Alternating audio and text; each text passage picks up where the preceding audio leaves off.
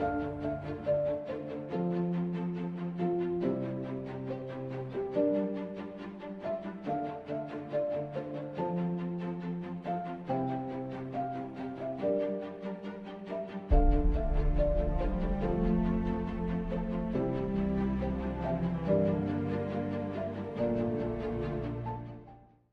you very much. This second panel seeks to discuss multi-level coordination for humanitarian development nexus, the challenges and the way forward. Of course, coordination was a recurring decimal in the discussions of the panel one, so we hope that this brings out an opportunity to look at really what the coordination mechanisms within the health sector is, but are they enough? Can we do more with them? Should we involve more people? At what levels would we be having those coordinations? So to start off this panel again, we would like to invite the USAID to Chairman.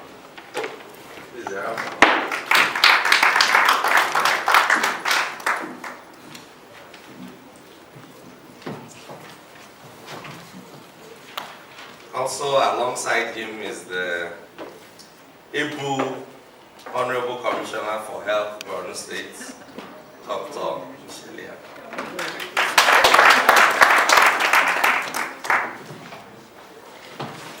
From the Office of the Foreign Disaster Assistance, United States, Dr. Charles Wanju.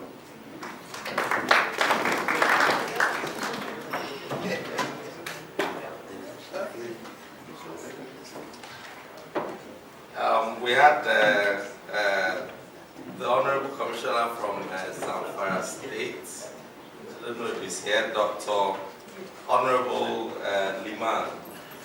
Okay, not here. And we have from WHO, Dr. Henry Wanju.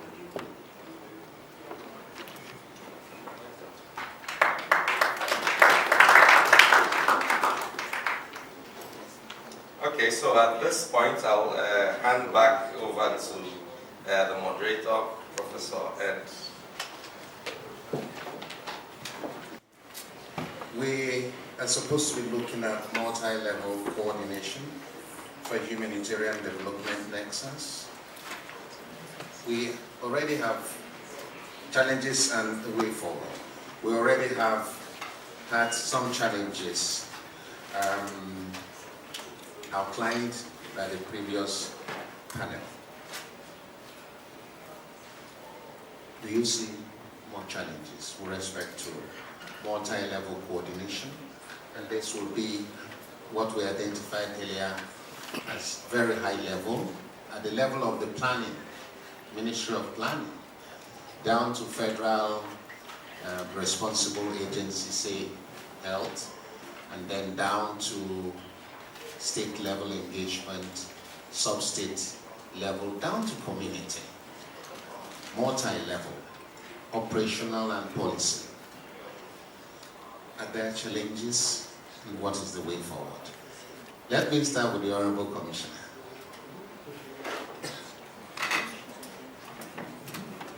Thank you very much, able moderator. Honestly, in any response, the key is coordination. And I will start my contribution by giving a very, very short example.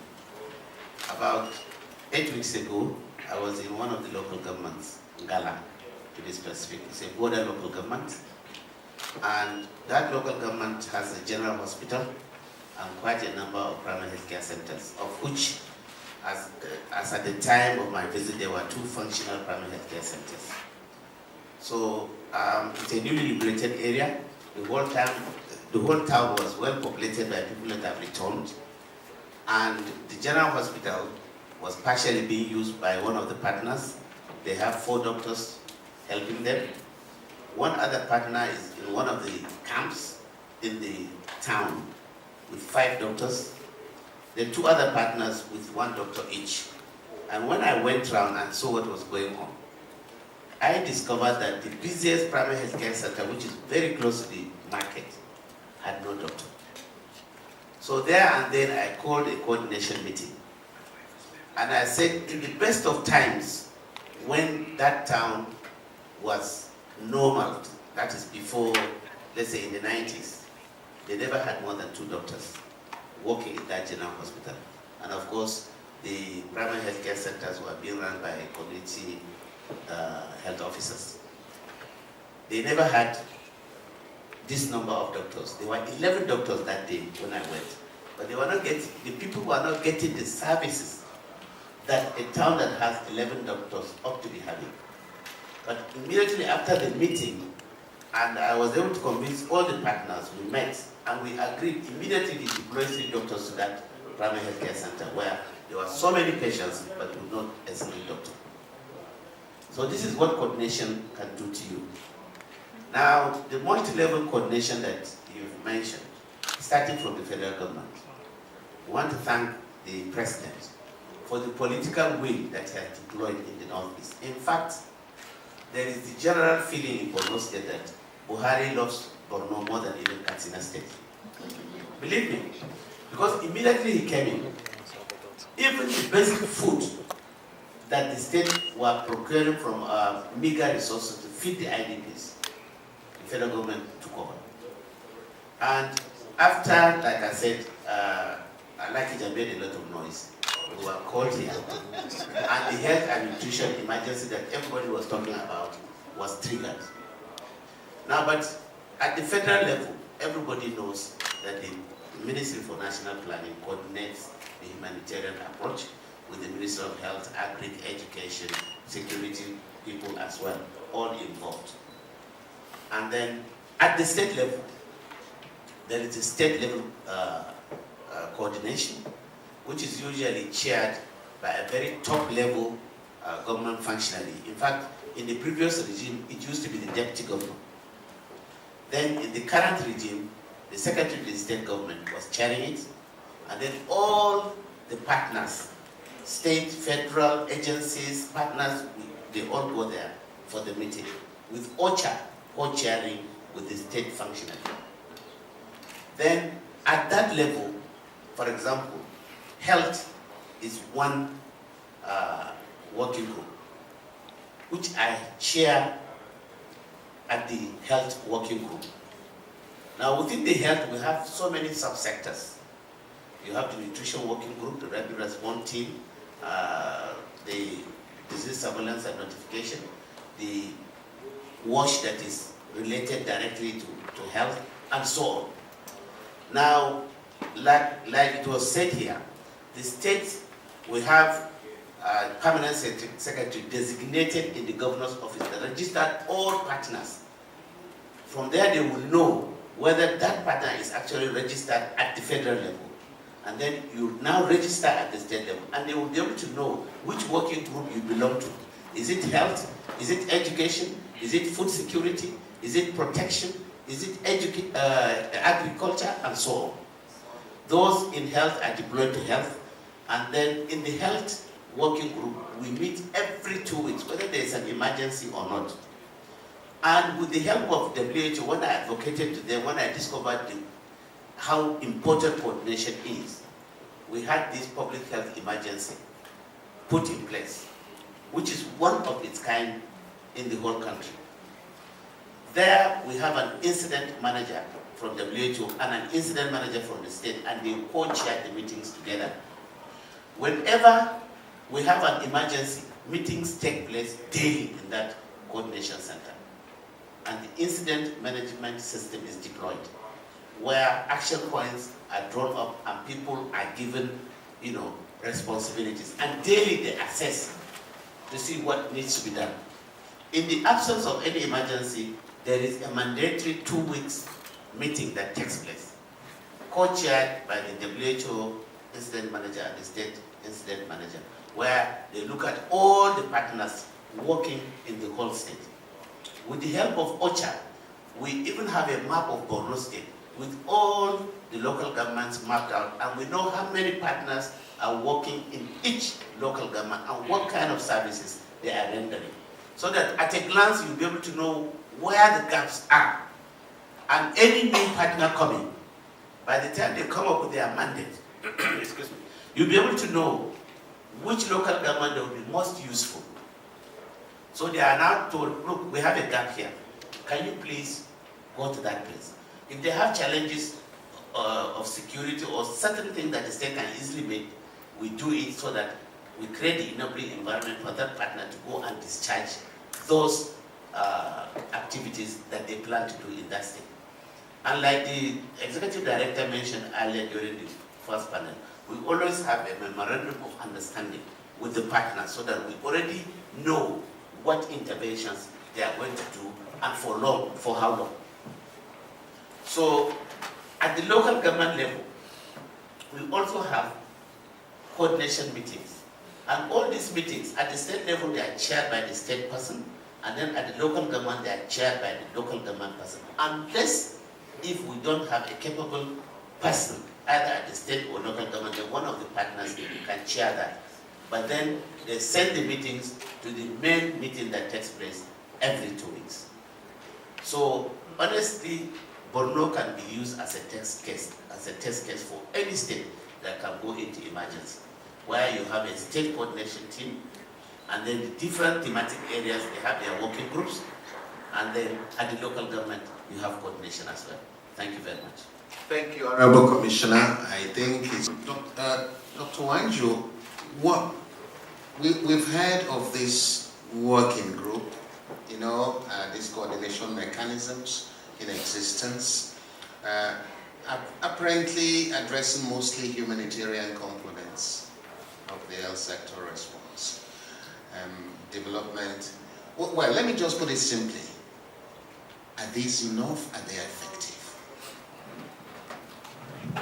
Thank you.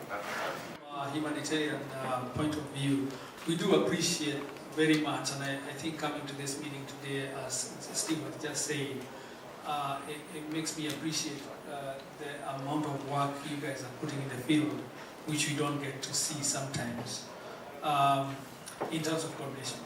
Appreciating how the government is leading and sharing these meetings at the state level, down to the LGA level. We as donors, which I work for USAID, are committed to supporting the structures of coordination and information sharing. Just to give an example, we do fund most of the sector coordinators who are from the UN agencies and others. And also another initiative we had here because of the challenge of information sharing, which we just talked about, how do we get this message out? And what you just talked about, documentation of this case we can show in other states and other countries. We have engaged with some of the agencies which do information management, hired information management officers to support the sectors, which I think has really helped in seeing the kind of products we're getting from WHO and other sectors, which are including other sectors you mentioned. And the health sector has been doing a very, very good job, I must say, of sharing information on the coordination we're doing. We are so happy, the coordination we saw with the cholera response last year. There is room for improvement, like we say, in coordination. So we would want to encourage the partners we have working with us to send the right people to these coordination forums. One of the things we ask ourselves is who comes to these meetings? We want to see the highest level, like you say, and you mentioned very clearly that you have the deputy governor sharing this meeting.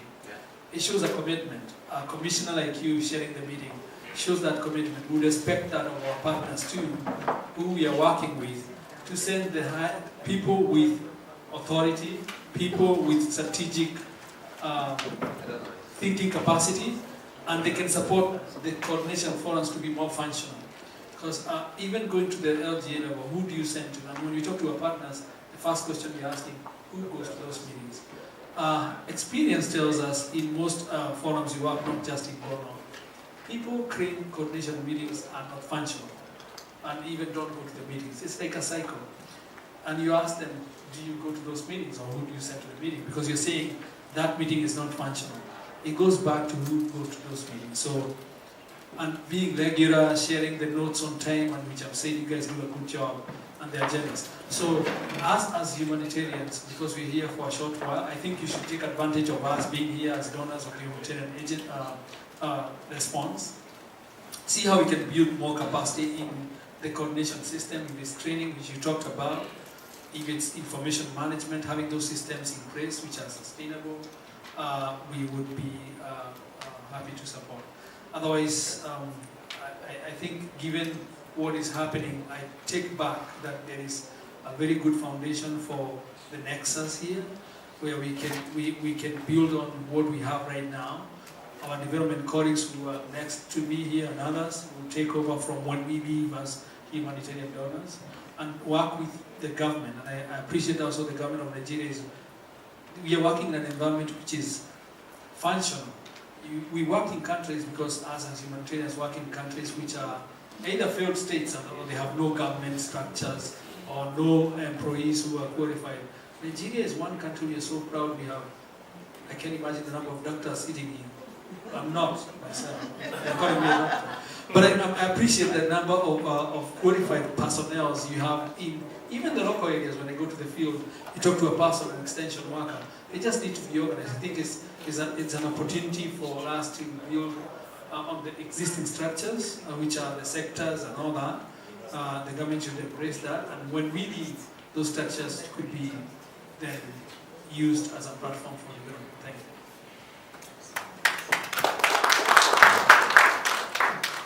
Okay, thank you very much. Just to introduce a senior colleague that just walked in is Dr. Rex Bazanje from WHO, representing the WM.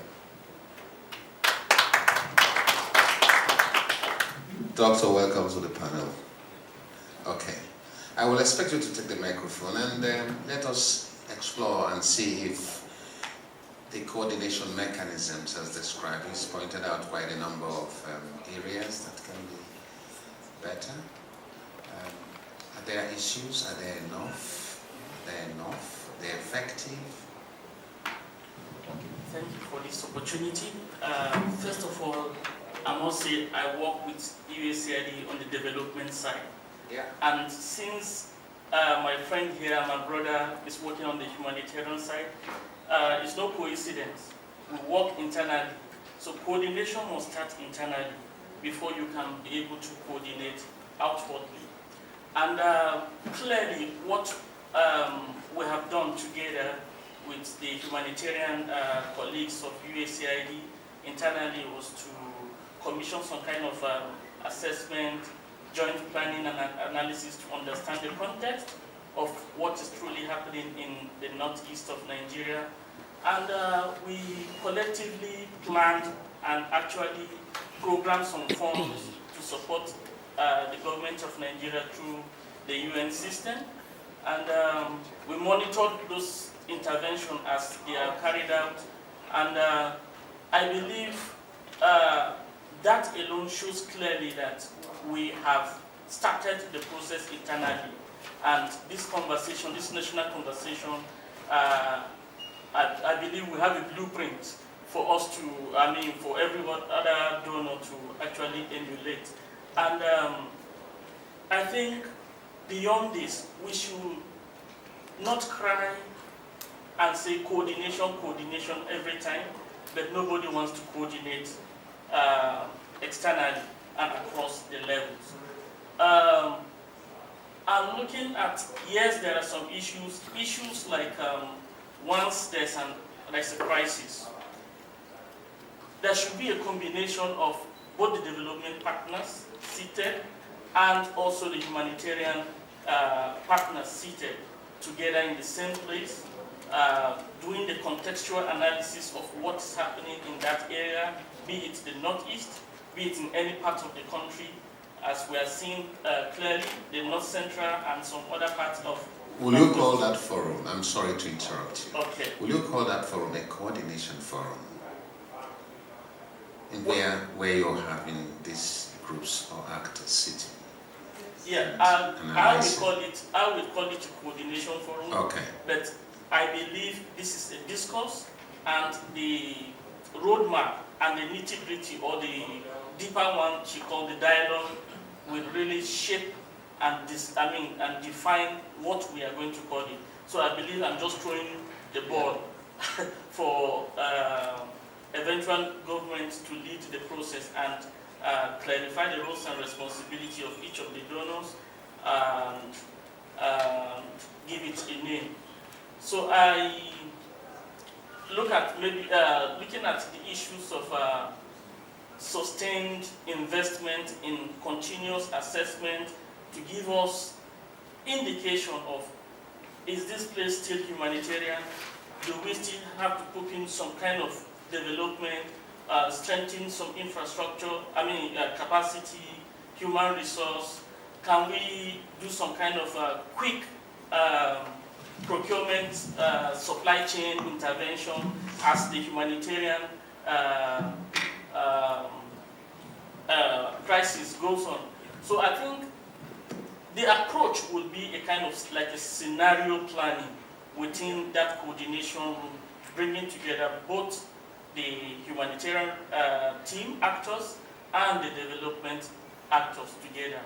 And finally, I believe we cannot achieve enough meaningfully if there is no sustainable financing modality that can carry out these activities as we transition from humanitarian and development.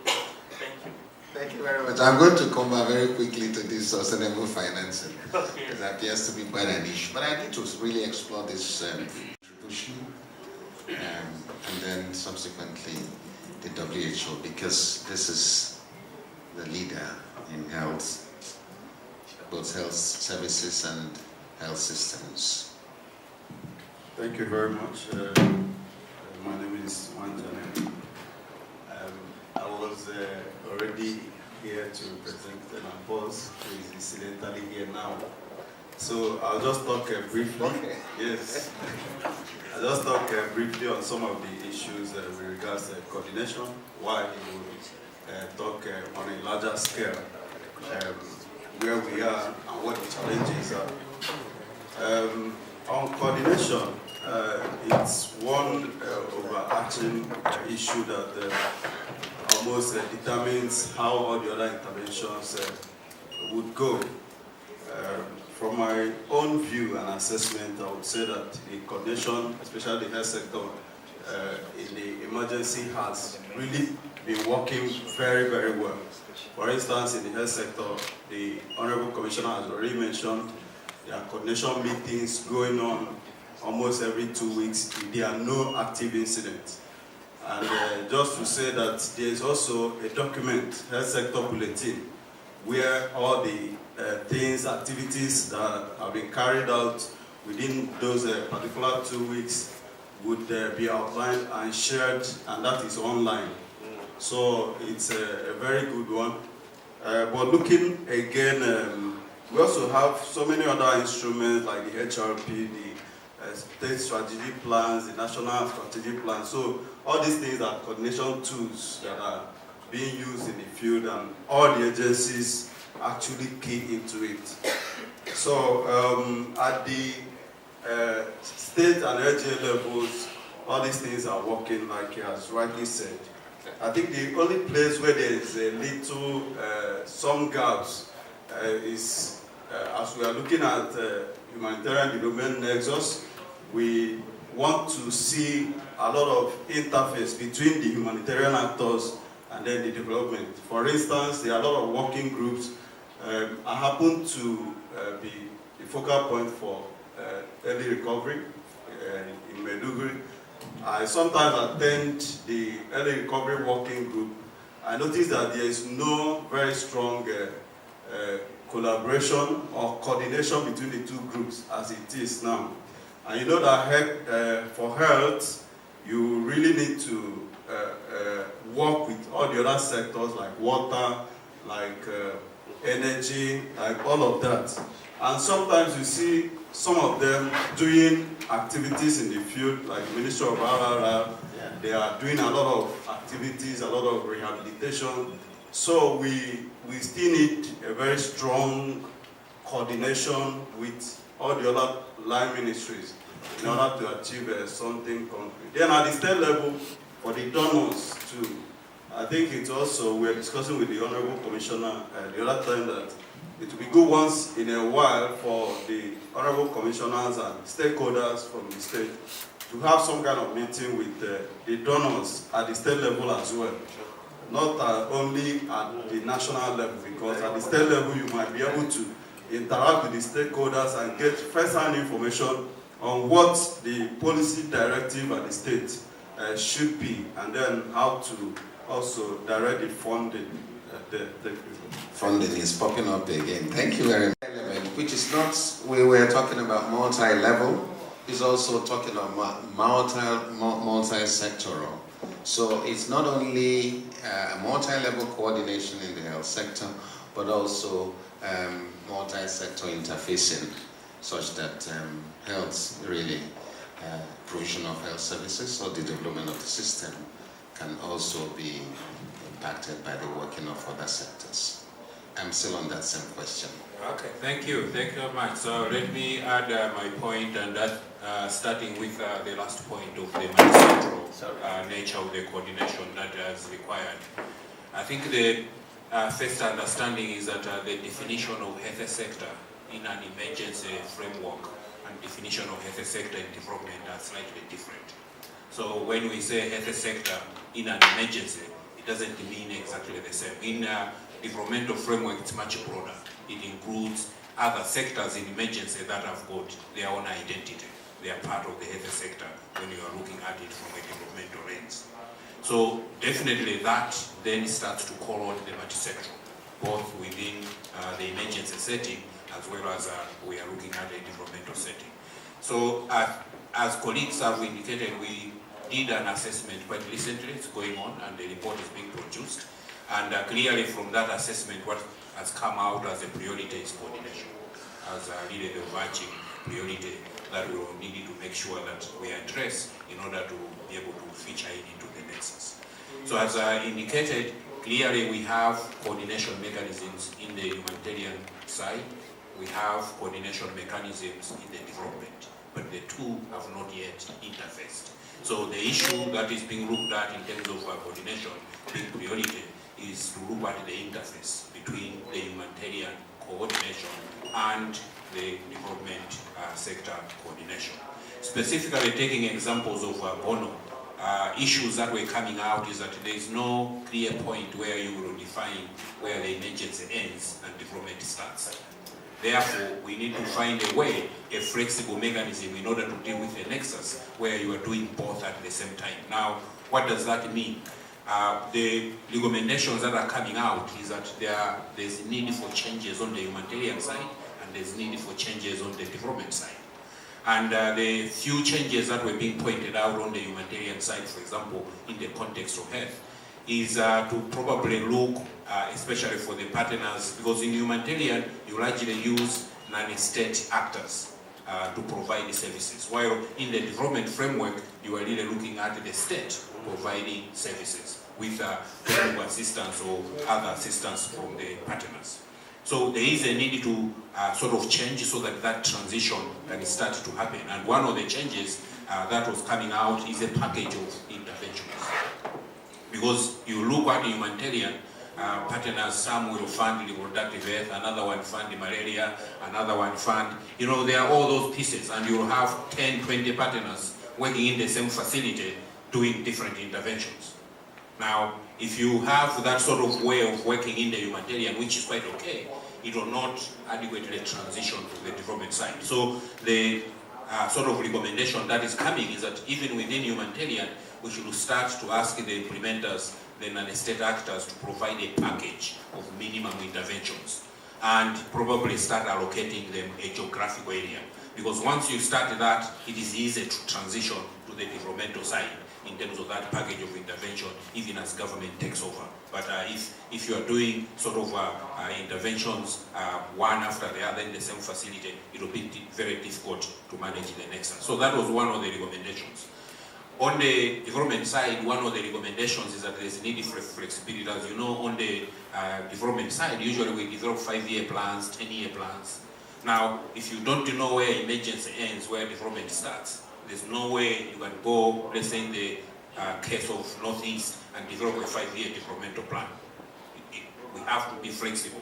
So on the development side, what is being requested is flexibility, so that you develop multi-year plans, but with the flexibility that as things change, you will actually construct what will happen into that framework. So these are some of the 2 highlights that are coming out from the assessment in terms of what needs to happen in order for the Nexus to go smoothly. And indeed, I think adding on to what has already been said is that there should be a group that should start to emerge that brings together both humanitarian actors and development actors and start planning together, so that we start common assessments across the 2 and start common planning. And the thinking is that that group may eventually be the one that takes over eventually from the current coordination mechanism that are purely humanitarian or the others that are purely developmental. So those are some of the changes that are being proposed in order to make sure that within health we can be able to effectively manage the Nexus. Thank you. Okay. So, effectively managing the Nexus will require a series of interventions. And what I see is another brand of coordination that really is able to take on these 2. You said group of people who are able to lead this charge. One question that kept popping up was financing, funding, and I'm going to go straight to Dr. Azodo. I'm going to ask you, to what extent can the development funding be applied in humanitarian situation? You operate a federal budget and you planned to spend $1 billion over a 12 months period providing services across. And then, God forbid, a crisis situation, humanitarian crisis situation. What do? Can you really change? Are you that flexible? Thank you very much. This is a very critical question, because with all good intentions, if we don't have available funding, the good intentions will just be wishes. The government is the government, and that means that the president can take quick decisions to make changes in the position of funds. However, when you are managing a multi-level system like we find ourselves, it is very challenging. And so, if we are going to build back better, which is our ultimate aim, the issue of the interface between development funding and humanitarian funding needs to be clearly addressed. I'll give you an example. Towards the end of last year, we started an assessment of the Northeast towards rebuilding the health system, which was supported by WHO. Even within the WHO, it was difficult, let me not say impossible, to use humanitarian funding meant for the Northeast to assess the health system in the Northeast in preparation for building it back. It's that serious. Okay.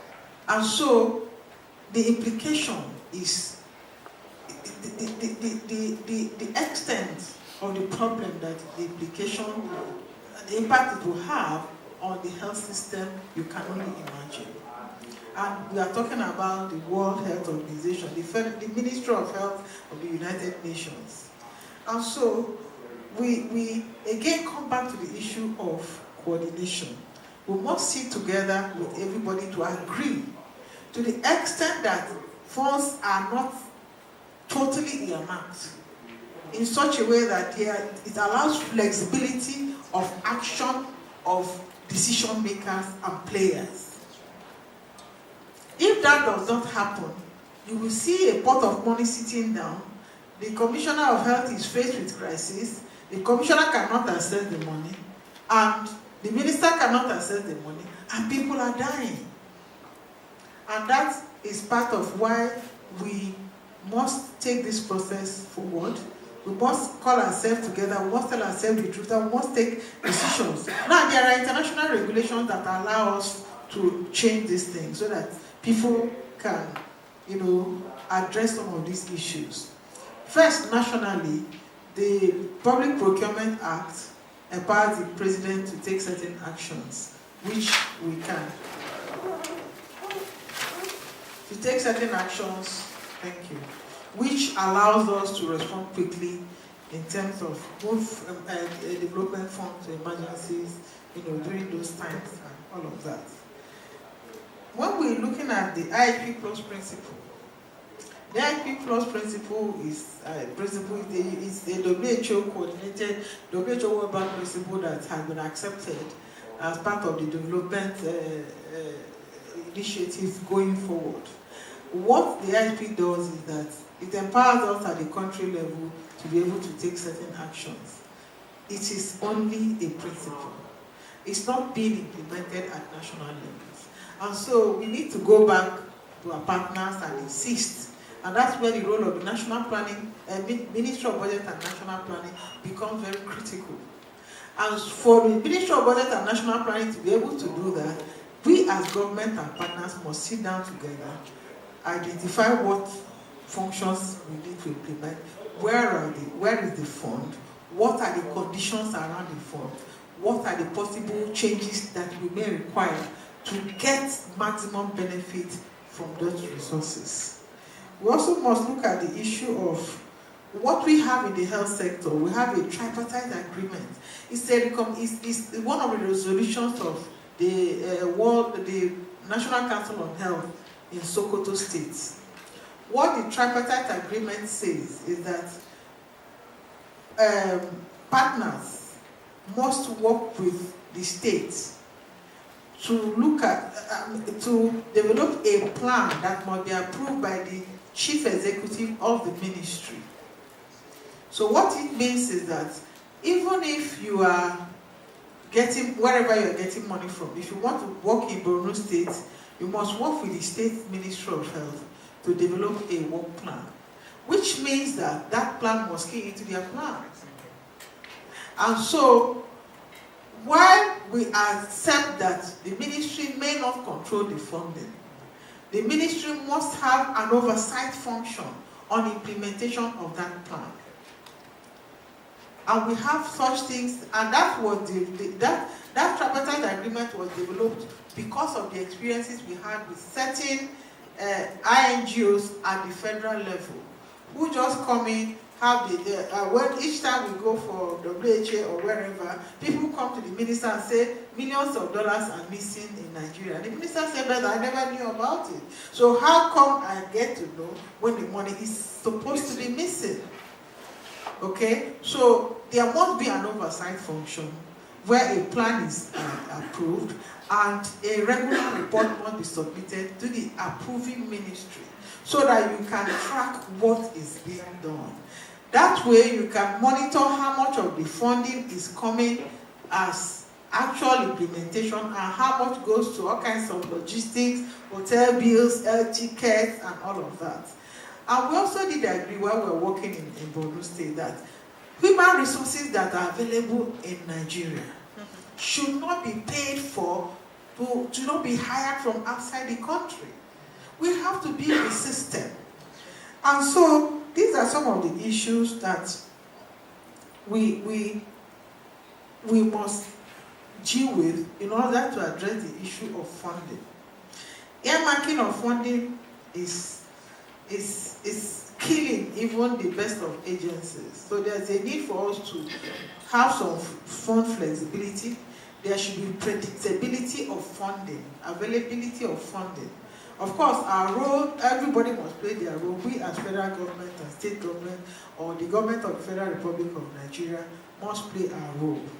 Now, in terms of the existing coordination mechanisms, we need to review the existing coordination mechanisms.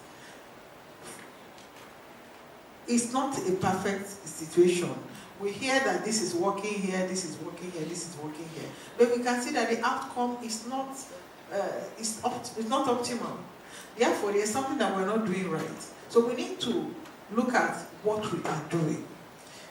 of the key things that we must be doing. If we are addressing the health system in the Northeast as an entity, then there must be routine, regular interface between the Minister of Health and the Commissioners of Health in the Northeast as a group, so that general principles are identified, agreements are reached, and then people take it back and begin to work on that, and then we can now disaggregate and do what we need to do. But we need to revisit the issue of the coordinating mechanism as it is now. It is not, it's good, but it can get much, much better. And of course, we have to, at our own various levels, there are internal issues that we have to deal with. I think the government sometimes operates in too many silos. And so those are internal issues that government also must address. And in our various sectors, we need to draw those attentions of our principles and be ready to change the things that are important for us to change. Just like we operate in silos in-house, the partners also operate in silos, because we find issues trying to get everybody to key into a plan. Everybody comes and says yes diplomatically, they go back and they are doing what they want to do. And then, there are things you just cannot but deal with. And so, again, I come back to the fact that we need to take this process forward. We need to bring our principals, we need to bring other stakeholders, and we need to be talking to ourselves as a health sector, and then as the government of the Federal Republic of Nigeria. Thank you very much. Okay, thank you very much. I'd like to say a comment on this financing. Okay. Thank you very much. You see, we can talk for a whole year in one room in the health sector, unless we involve the other critical sectors. Our funding will not improve. For example, Federal Ministry of Finance, Budget and Planning, we have to be talking, let them know how important, and the National Assembly. In fact, the member was around, He's coming back. He stepped out. Yeah. It's critical that all these sectors have to agree and understand the importance of emergencies coming up at any time. It can consume anybody. All right? Look at when we had the crisis, and the president himself, was the one that called the meeting. Money came out. Had it been, it was initiated at the state level, it would be difficult for us to get the money out. But once there is the political will, in fact, that is the word. Once there is the political will, funding will not be a problem. Secondly, my friend here mentioned about the coordination meetings. Who should be attending the meeting is very important.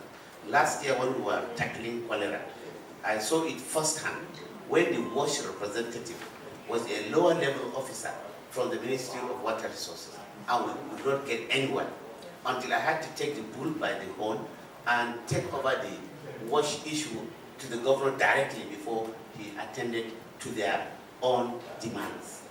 It's terribly important. Honorable Commissioner, sorry to interrupt you, but having released that fund, that was under humanitarian basis, right? Yes. Okay. Can part of that fund, assuming, let's just assume that it wasn't exhausted, or perhaps there was can it be applied in health system build back, that fund? In fact, I call it humanitarian money now, with humanitarian tag on it. Yes. Can it be applied in some development? Why not? Okay. In fact, so you meant you have that level of flexibility within the government? We have. Although sometimes it becomes rigid. You remember when I wanted to finish that warehouse, a special warehouse that I took the minister to, and I wanted part of that fund to be used to finish that warehouse. Unfortunately, when it came to the federal ministry, I hit a brick wall. It couldn't work. However, just like my friend was saying, he's chairing the recovery group. And my friend is the co-IM with my director. I will make sure they start interfacing quickly so that these two groups start working. Immediately I go back, I will make sure this happens so that the humanitarian group and the recovery group are working together. But I must sound a note of warning here. In Borno, we still have emergency, we have some recovery, and we have sustainable development in certain areas. Okay? There are certain local governments that never had Boko Haram problem. So theirs is sustainable development. Those that have had the problem but they have recovered, people have returned back, they are in recovery. And there are still local governments that people are, in fact last week, some people were liberated. Yeah. You must have read in the papers. Some men, women, and children were liberated, which means they are still under crisis. So all the three phases are still coexisting in Borno State, but the vast majority now is recovery. Yeah. And that calls for a greater linkage between both the humanitarian and the development. Thank you very much. We will go to question and answers soon, and I think at this point I will start 1, 2, 3, 4. Yes, I will start with the obvious. Person and the development person together to start to work together, because that is the nexus. And in many ways, really, if we did nothing else here today on health, we have achieved a nexus. Really, people asked me before this event, what is success going to look like? And I said success already getting people together, having those conversations, just having you all on that panel. You know what my sister Ngozi said earlier about we need to carry this conversation forward. Something else that you talked about localization, referring to the localization. You know, the whole term, the new way of working, and the whole grand bargain, etc., that came out of the World Humanitarian Summit, talked to being as local as possible, as international as necessary. And we have to, in Nigeria, as a government and as a people ourselves, understand that we need to step up to be as local as possible, as international as necessary, because you're absolutely right, Dr. Azodo, that there are people within this country who can do so many of these jobs. Will they go, though, to some of these far out areas? Do we need to provide incentives? Do we need to, because if somebody else is being paid X and somebody is being paid Y, then it becomes also in itself, you know, maybe discouraging. But the other part, I mean, which we haven't actually put on the conference sort of materials, but is in the background reading, is that the new way of working is what we're looking at. That localization as much as possible, so that, you know, as Charles said earlier, you know, the skills transfer if needed in certain areas, because we haven't done this humanitarian skill before. Yes, that is great and that is welcome. But this is, again, as you said, accustomed to working in disaster areas, but this is Nigeria. This is Nigeria. I keep saying it, I'm not the most popular for saying it, but people say things to me and I look at them and I say, no, but this is Nigeria. Yes, Nigeria weakened, Nigeria having had a problem, but even in an example that many of you have heard before, even a 6'5" rugby player, if he has a flu and malaria together, needs to take medicine and needs some help. It doesn't mean he's not strong. It doesn't mean he's not going to play rugby again. It doesn't mean that he is down. So this really, the localization and the nexus that you have both pulled out for me are critical, and I really want to thank you for that and thank the panel. And just wonderful. And yes, we will continue this, Dr. Azodo, we have to. This is the beginning of an ongoing dialogue. Okay. The question is one on standardization. In fact, I was going to speak more about the local as possible and international as necessary, and thank the indefatigable Dr. Akacha for pointing that out. But really, if we're talking about building back better, can I go to a health center or a health facility in Burma and for it to be as standard as one in Maiduguri? What are the incentives around health personnel going to the outskirts and knowing that they are safe?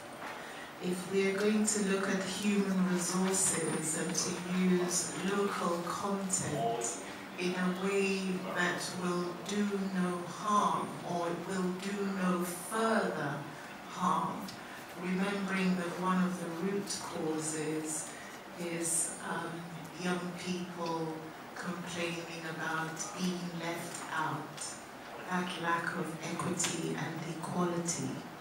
To what extent are we using locally manufactured drugs?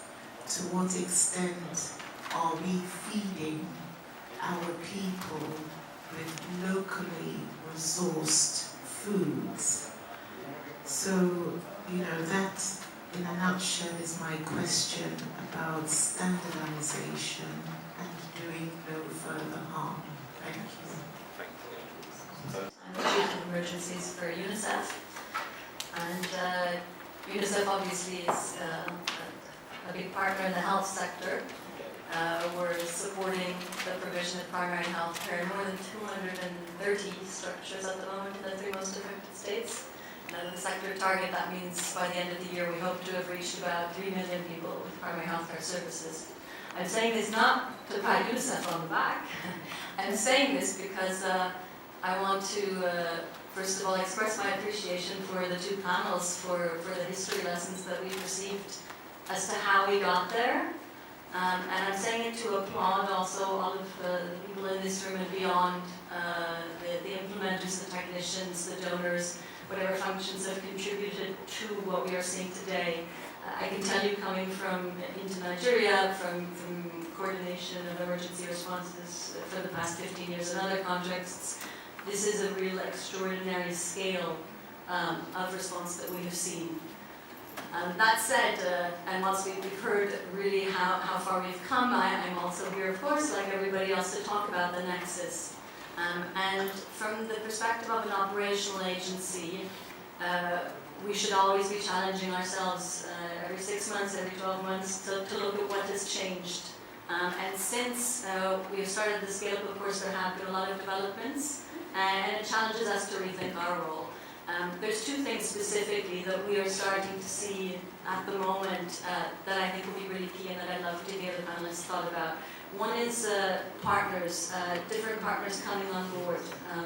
So whilst, of course, the NEXUS is going to be a government-led process, the development partners that are coming in, both new partners but also new projects, and I'm thinking here, for example, of the NCRP from the World Bank, and also expansion of existing projects. So, for example, the NSHIP coming now also to Borno, not just Adamawa. And what that brings along, besides partners, the first is also new policies. So government support for performance-based financing is something we're very excited to see. The National Health Act setting aside 1% of the consolidated revenue fund for the provision of primary health care is something that we're very excited to see. And all of those have implications for the role of operational actors.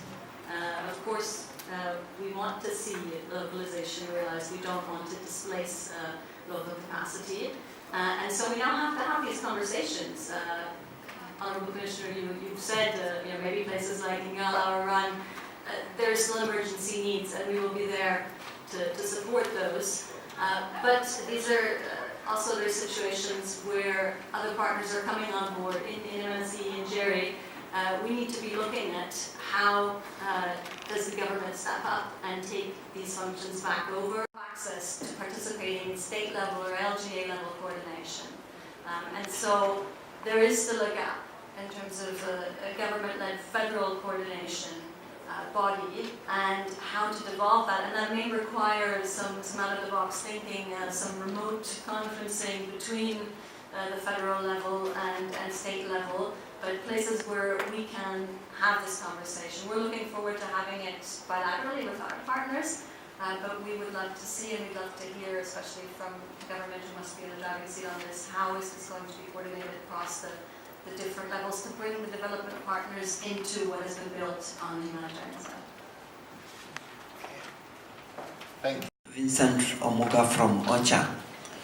I just want to start by commending the panelists for sharing very broad perspectives that are useful. Coming from a coordination entity, I will just start by highlighting the fact that from our experience, everybody acknowledges the value of coordination, but very few people want to be coordinated, very few entities. And until we recognize that, we'll just keep this to the talking level.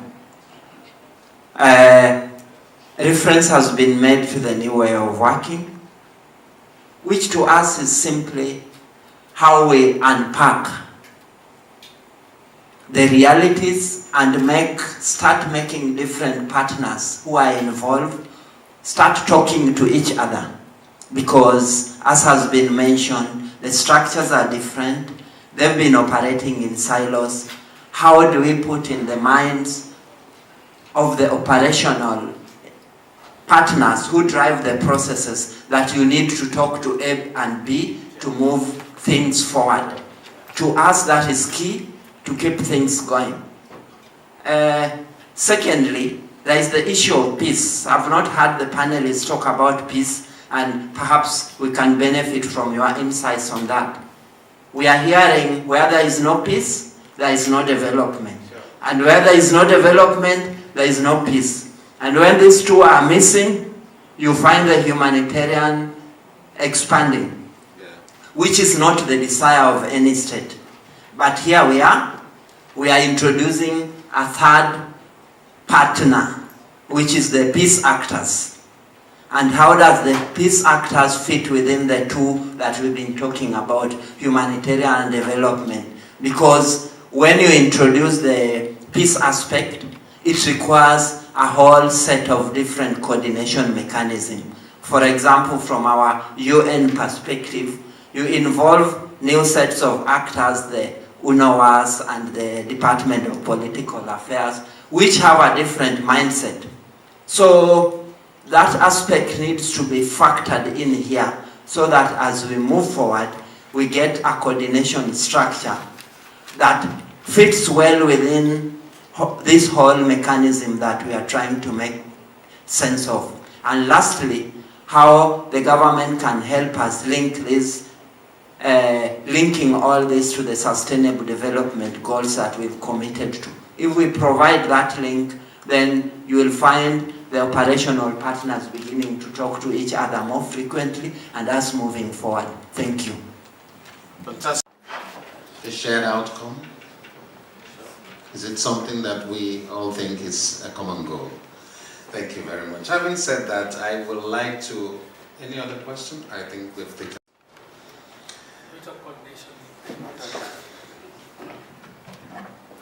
Thank you for the questions. I'll take the coordination one because I really like what you just said. And I feel the same. I get very frustrated when coordination happens and doesn't happen. Most of the time, because we sit down in a meeting and say this is a coordination forum. I think we need to define what coordination is about. And that goes back to what I was saying, hearing that you're sharing the sector, the health coordination at the state. I'm very impressed with that. It's a real coordination forum where we just operationalized coordination. And it goes back to who comes to the table and what are you discussing. Long time is gone when people came to share information. Like you go around in tables and people sharing information. It's important, yes. But that can be shared through other forums. You just talked about websites, and you talked about emails and text messages. But I think when you go to coordination, we need to be talking real coordination, operational issues. Like you're saying, who is doing what? What can you bring to the table? What are the challenges? How do we move forward? Because most of the time, that's why coordination forums fail. People come there and talk about what they have done. And I remember when you were sitting there, instead of saying, what can we do? We have these issues here. What do we want to do tomorrow? We go back and say, oh, we visited 3 clinics. We gave this so much medication. That is what we talk about. That is not coordination. I've been invited, and I wouldn't say which forum here, for coordination. And you're like 500 people in that hall. I wonder and ask myself, this coordination really? It is not at all. We as donors too, we have a forum where we coordinate. But there's another level we call an operational donor coordination forum. I like that better. We go say, who are you funding? And that's what I like about what you say. Can the government also meet with donors? So whoever proposed that, I think that is an excellent thing, where we can have the government of Bono, we donors who are funding projects in Bono, can we sit and talk about those things you're talking about, hard for you to fund, and we are funding and prioritize together? I think coordination needs to go to that level, operational than just information sharing. Thank you. Okay, one more to that, but we need to really be very brief. We have no more than 3 minutes to be here. Thank you. Yeah, I wanted to just, add to what my colleague has just said. I think when we met with the donors at the Development Partners Group about 2 days ago, that's the challenge we gave them. Because we saw that on the ground, the implementing partners do what the donors say. If the donors can define the framework better, in other words, make sure that nobody is stepping on each other's feet. Everybody has a geographical area covering a full package of services, especially the implementers, then coordination will happen on the ground. But when the same donors, we agree on the coordination principles, but then one donor funds family planning and another one funds malaria in the same clinic, then there'll be no coordination. Then what you end up is each partner coming, I'm doing wonderfully malaria control in that clinic, another one, I'm doing wonderfully family planning and gender-based violence in that clinic. But really, what is a coordination? And indeed, as my brother said, then us who assist the government to sort of try to understand who is doing what where. I looked at the matrix, we are doing that, come up with a very complex matrix of trying to depict who is doing what, when you can actually simplify that by having a clear framework of coordination. So I think we really pushed forward the donors to say at the operational level, please sit down among yourself, agree how you are going to help the implementers coordinate better and work with the government. Once you have agreed on that framework, it's going to help on the ground operationally in terms of really how we can improve this coordination. Thank you. And this has to be government-led, right? At all times. Okay. I think you probably will link your answer very quickly to this standardization of service that Dr. Madinobi referred to. I think you probably... There's a question that had to do with standardization in building back. How do you ensure standardization of the services that you're going to get across the state, irrespective of where it's rural or urban? Thank you very much. Well, I think that it's assumed that when we are building back better, it means we must take care of the quality. So, building back better includes ensuring that we get the best. We cannot build back better if it's not qualitative. So we must actively incorporate that in our plans and our processes. Yes, we must actively, as a principle, incorporate that. It's actually assumed. If you look at building back better, how it is defined, it must be equitable. I mean, that's primary health care, must be equitable, and it also must be qualitative. Okay? But I was going to talk about the issue of coordination.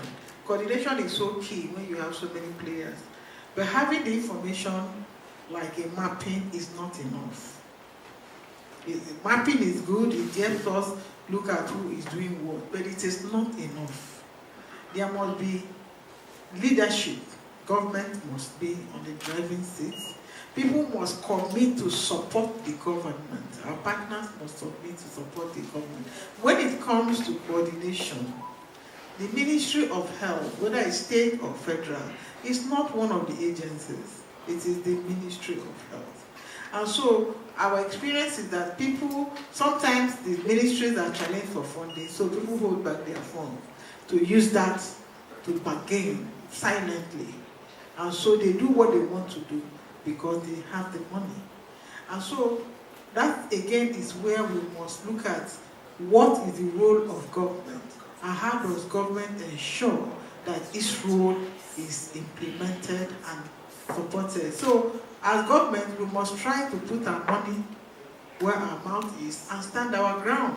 One of the biggest challenges I have with Ministry of Budget and National Planning is that it's so underfunded. You know, at least as at the last time when I checked, I don't know what the situation is now. And so if you are going to be in charge of planning for Nigeria, you cannot depend on your resources for your resources, operational costs on other sources apart from government. That just must happen. And so, as government, we need to be looking inwards and say, what can we do differently? What can we do differently? And if we look at that, then we can now tell partners that, okay, don't give us your money for now, because IIP Plus principles indicate that the partners must support national processes. Yes. That's what IIP Plus is about. They must support national processes. So coming to set up independent or parallel processes is against the IIP Plus, which all of them have signed to many years before, which we've been reviewing since we started working towards 2015 and the SDGs. We've been looking at the IIP Plus principles. We go to Geneva, we sign. We go to New York, we sign. We go everywhere, we sign. We come back to the country level, we do nothing. So we must look at the IIP Plus principles. How are we? So as government, we can also now look at what are the benchmarking. How can we benchmark partners for compliance with the IIP Plus principles? Ministry of Budget and National Planning should do that for us. Yes. We can benchmark partners for their compliance at national level with the IIP Plus principles. So when they go to Borno State or to Adamawa or Yobe, we will benchmark them. How much have they supported? We had a meeting, I raised it with Okudo and his team. I said, the people you invited for meeting at the federal level, we are not staff from the state government. So we argued and we left it at that. But these are partners supported in the offices of the big people at the state level. So when we call for meeting, they just pay for them to come and speak on behalf of the state. That is not supporting the government. So we have our role as government to play. But the partners also must look at what is the IIP principle that they signed to, what are the benchmark things that they need to do, how are they complying. We as Ministry of, as government of the Federal Republic of Nigeria, through the Ministry of Budget and National Planning, must therefore benchmark them at national level, benchmark their compliance, so that you benchmark us, we benchmark you. So are we bringing our money? Yes, we are putting the Federal Ministry of about 4.3 billion. So where is your own money? What are the things on the plan? How did we implement it? How much did we support Borno State? How much did you support the Federal Ministry of? Those things must happen. So if they know that they will be benchmarked, then people will work towards compliance. Nobody wants to be monitored. Nobody wants to be coordinated. Nobody wants, to have a common plan or a common framework, because that way we lose our individual empires. But there has to be some structure in place that compels us to have a single empire to which we are happy to belong to. Thank you very much. I think that brings us to a beautiful conclusion, and this could go on, but it can't because we're constrained by time. Other events are lined up and they're about to start. I'd like to thank every one of you for participating and wish that we can take this forward. Fortunately, the responsible authorities are here. We're looking forward to a coordination framework that strengthens the nexus, that is designed to accommodate both the humanitarian and development component. That's to introduce some level of flexibility in financing, and indeed driven by government and producing the results that we desire, for which indeed there should be some benchmarking and therefore some level of accountability. Thank you very much. God bless you. 2 minutes. Did you say 2 minutes? 2 minutes. Rapporteur, please come around and. Whilst we're waiting for the rapporteur, a quick housekeeping message. So the next session starts at 2 o'clock. It will be chaired by the US ambassador. So we have to start on the dot of 2. It's on food security and livelihoods and so on. The US ambassador is chairing, as well as other various people. So we cannot afford to be late. So as you go for lunch, please hurry back for those of you who are coming back. Thank you. This is a very powerful one. There needs to be a framework some documents that would define roles and responsibilities, and such a framework or document should be ready for application whenever conflict erupts in any part of Nigeria. Then there's also another point on ensuring that our government can engage and respond very quickly to humanitarian situations. Then from panel 2, we have some very salient points as well. And the points that came up there, first one, that partners working in humanitarian situations should send people who can make decisions to coordination meetings. And some of the last points that came out is for our donor agencies and partners to suggest, to define what it really means to coordinate. So define that and then share that with the state. Then the third point, have humanitarian actors provide a package of interventions like it happens in development. Then the other point, the third point from panel 2,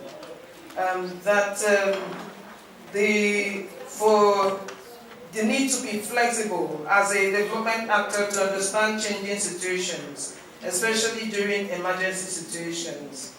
And then there is another point that resonated throughout the discussions, the importance of humanitarian actors and development actors to come together and start planning together, start talking to each other in order to effectively manage the nexus that we've been talking about.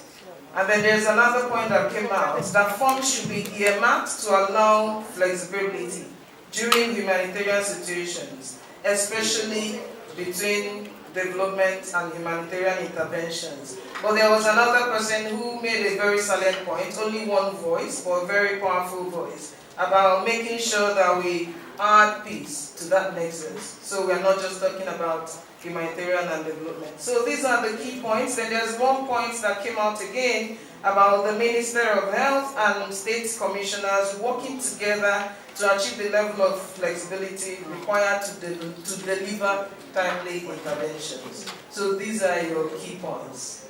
Okay? Back to you. We can have lunch and come back here. Otherwise, we want to thank the partners, thank Federal Ministry of Health, MPHCDA, NCDC, our partners, UN family.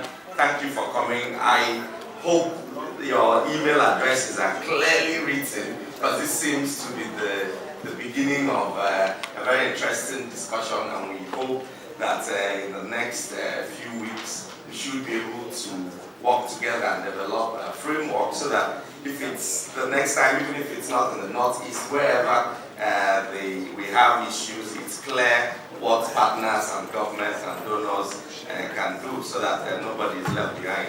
So thank you very much and good afternoon.